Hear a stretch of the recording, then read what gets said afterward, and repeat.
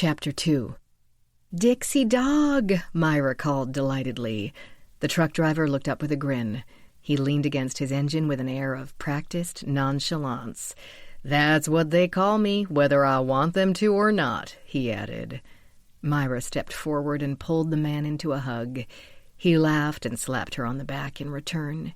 She flinched at the impact on her burn scars, even covered, but did her best not to let him notice.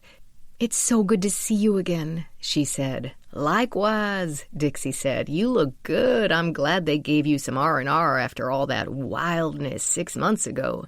You all looked about like bugs freshly scraped off a zapper after that." Maira winced at the memory. Her back burned to char, and the blood, besides, from friend and foe alike. She shook her head. "We didn't feel much better than we looked." Dixie squeezed her arm sympathetically and looked past her to the other 3 agents approaching. He spread his hands welcomingly.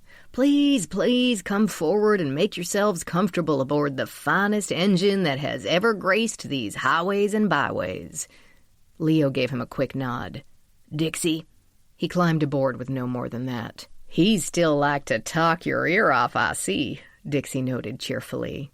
"Leo never changes," Maira said. "That's the best and the worst thing about him. Here, let me introduce you to the other 2. "We've met," Collins said brightly. Dixie nodded. "This will not be the first time this gangly fellow has had to fold himself up inside my cab for a bit of transportation." "Well, that saves time. Last piece of the puzzle, then, is Cha Young-ja here." Maira nodded to the sharpshooter. "It's a pleasure, Mr. Dog.